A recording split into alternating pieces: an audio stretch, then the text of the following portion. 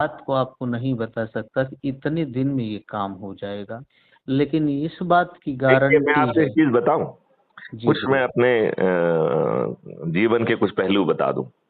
जी। जब मैं higher secondary करके आया था, मतलब हुआ था, मैंने ये होमवर्क भी नहीं किया था कि मेरे पास क्या ऑप्शन है। मेरे एक मित्र ने मुझे इंजीनियरिंग का फॉर्म भेज दिया। चूंकि उस समय मैं केमिकल इंजीनियर बनना चाहता था, क्योंकि केमिकल जो समाज के हित में कुछ ऐसी प्रोडक्ट निकालना चाहता था जिससे कि देश का भला हो। तो केमिकल इंजीनियरिंग रायपुर में थी, तो मैं रायपुर पहुंच गया। राइट। जी गुरु ईश्वर ने मदद की, लगातार मेरिट में भी रहा। और उस समय जो है बाकी लोगों से जो, और ये केमिकल इंजीनियरिंग के बजाय मैकेनिकल इंजीनियरिंग लिया। जी राइट। गुरु जी। राइट। फिर जो है ऐसे ही टहलते हुए दिल्ली पहुंचा। दिल्ली में उस समय जो है रिटन एग्जामिनेशन ऐसे ही हो जाती थी, आप थोड़ा सा अप्लाई कर दीजिए, और तो आईआईटी की रिटन एग्जामिनेशन दी, उसमें निकल गया है, एमटेक हो गए। राइट। जी गुरु और जब हम अपना जो लक्ष्य था कि इंजीनियरिंग सर्विसेज में जाएंगे, राइट, उसमें जी सिलेक्शन भी हो गया। राइट। जी। अब देखो, कहाँ कहाँ अब पर हुआ था गुरुजी? रेलवे इंजीनियरिंग सर्विस में। IES थे या IRSME? नहीं, नहीं, नहीं, नहीं, Indian engineering combined engineering service की जो एग्जामिनेशन होती है, उसके हाँ माध्यम से रेलवे इंजीनियरिंग सर्विस में चयन हुआ। राइट। और उसे मैं अच्छा। ज्वाइन भी करना चाहता था, लेकिन हाँ देखो ईश्वर को तो कुछ और ही मंजूर था। जी उसने जो है हमारा पुलिस वेरिफिकेशन दबवा दिया। ईश्वर ने दबवाया, ये बात किसी व्यक्ति ने नहीं दबवाया, ईश्वर ने जी दबवाया। राइट। जी। इस दौरान जो है ना, एक व्यक्ति मेरे पास आया जो हमारे साथ एमटेक कर रहा था। राइट। मेरे जी कमरे में आया, बोला, मैथिली यार, अपन लोग सिविल सर्विसेज देते हैं। तो मैंने कहा, it is not my cup of T. Right. अब बात सुनिए, थोड़ा इंटरेस्टिंग है। राइट तो सर। तो उसने कहा कि देखिए, मैं सिलेबस और वो सब चीजें लेके आ रहा है, तुम एक नजर तो मार लो। हाँ राइट। तुम जी मैनेजमेंट के जो है ना ऑलरेडी विद्वान हो, इन मैकेनिकल इंजीनियरिंग के विद्वान हो, ये दोनों का सिलेबस है, देख लो यदि तुमको बात जमती है तो। जी। तो मैंने उसको देखा, मैंने कहा, यार ये तो कोई मुझे कठिन बात तो लग नहीं रही है। जैसे ही मेरे मुंह से ये निकला, वो हाँ, व्यक्ति जो है ना उसका फॉर्म भर लेके आया था, बोला, साहब भरो फॉर्म। जी।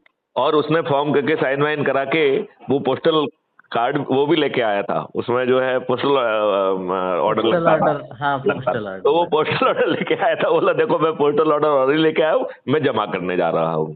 जी गुरु राइट। उसने जी। जमा कर दिया। जब और इस दौरान मेरी एचएमटी में समर ट्रेनिंग थी। जी राइट। तो उसमें जी। मैं एचएमटी को ये बता रहा था कि वैल्यू इंजीनियरिंग के सहारे कि how you can improve your production line. Right. Okay sir. अच्छा, अब तब तक जो है कहाँ ना पर, बेंगलोर में? नहीं, इट वाज इन चंडीगढ़, अच्छा। पिंजौर में। Okay sir. तो तब तक जो है ना प्रीलिम की डेट आ गई। राइट।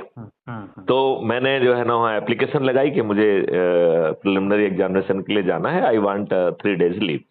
हाँ, तो मिस्टर थार हुआ करते थे, तो उन्होंने मुझे बुलाया और उन्होंने कहा कि you are doing so well, आप जो इसमें हो, your career is in sky, तुम क्यों सिविल सर्विसेज में जाना चाहते हो? तो मैंने कहा, sir, have I sought your views about it? It is a paid stipend है। If you don't want to give me leave इतने पीरियड की, मेरी सैलरी काट लीजिए आप। उनको मेरी बात बहुत बुरी लगी, यानी भाई मैं ऐसे इसी तरीके से अखड़ रहा हूँ, और ऐसे ही रूड जो है ना तरीके से पेश आता रहा हूँ। ठीक है ना। तो फिर जो है मैं वहां से चल के पहुंचा, रात को लगभग 2 बजे पहुंचा। कल जो है उसके नेक्स्ट डे जो है प्रिलिमिनरी एग्जामिनेशन, रात के लगभग 1:30-2 बजे मैं पहुंचा बस से। जी सर। तो उस समय जो है मैं ज्वालामुखी हॉस्टल में था, और अ, हम दो मतलब रूममेट हुआ करते थे। मेरा एक रूममेट भी था, उसका नाम था अविनाश श्रीवास्तव। राइट। जी। तो जब मैंने 2 बजे नॉक किया, वो भी एग्जामिनेशन देने वाला था प्रीलिम का। तो उसने मुझे देख के उसको बड़ा ताज्जुब हुआ, बोले, मैथिली, अरे ऐसे कैसे पहुंच रहे हो? मैंने कहा, यार कल प्रीलिम है, देना है। बोले यार डोंट जोक यार, ऐसे मत दो तुम यार, एक तुम्हारा अटेम्प्ट खत्म हो जाएगा। तो मैंने कहा कि ये अटेम्प्ट खराब ही करना है, क्योंकि मैं अगली बार तो दूंगा नहीं, ये तो इसलिए दे दिया कि किसी ने भर दिया है, राइट। तो मुझे अटेम्प्ट बचाने का कोई शौक नहीं है, राइट, और मैं दूंगा। उसने बड़ा बुरा सा मुंह बनाया कि चले ऐसे कैजुअल आदमी जो है ना फालतू की बकवास करता है, और ये कह रहा है कि यार ऐसे ही जो है ना मैं प्रीलिम दे दूंगा। नेक्स्ट डे प्रीलिम दिया, हो गया, राइट। अब देखो उस समय मुझे याद है इंडियन एक्सप्रेस में रिजल्ट छपा, और चूंकि हमने बाद में भरा था तो हमारा रोल नंबर बहुत पीछे था, राइट। तो वो आधा छपा था और आधा जो है अगले दिन छपने वाला था, और मैं दिल्ली में हूँ, मैं 2 मिनट में यूपीएससी जा सकता था, राइट। तो मैं इतना कॉन्फिडेंट था कि मेरा तो होना नहीं है, तो मैंने जो है ना जहमत नहीं उठाई यूपीएससी जाने की। जब अगले दिन पेपर में छपा और उसमें मेरा नंबर था, तब मैं यूपीएससी गया ये वेरीफाई करने के लिए कि साला पेपर का प्रिंटिंग मिस्टेक तो नहीं है। Great sir, great. हाँ, अब और मैं दिल्ली में ही हूँ। अब देखो उसमें मतलब मुझे कोई कष्ट नहीं उठाना था, तो मैं उसमें गया तो उसमें नंबर तो था ही, हो गया। अब देखो मैन दिया, हो गया, ईश्वर ने चाहा आईपीएस में भी हो गया। तो अच्छा, जब मैं आईपीएस के पुलिस वेरिफिकेशन के लिए वहां गया, एसपी कार्यालय में, एसएसपी झांसी के कार्यालय में, तो चूंकि मेरा जब तक आईपीएस का वेरिफिकेशन पहुंच चुका था जी, तो ये तो बड़ी बात थी ना कि कोई लड़का जो है ना सिलेक्ट हो और फलाना हो, ठीक है ना। जी। तो उसने कहा अरे आपका तो उसमें सिलेक्शन हुआ है, मैंने जो है ना उसका वो देखा है। तो मैंने कहा मैं उसके लिए नहीं आया हूँ, मेरी सर्विसेज का पुलिस वेरिफिकेशन कहाँ है। तो चूंकि वो बहुत प्रभावित था तो उसने पूरे कार्यालय को लगा के मालूम नहीं कहाँ फंस गया था, नीचे से उसने मेरा पुलिस वेरिफिकेशन वो निकाला, जो गई नहीं था वेरिफिकेशन के लिए।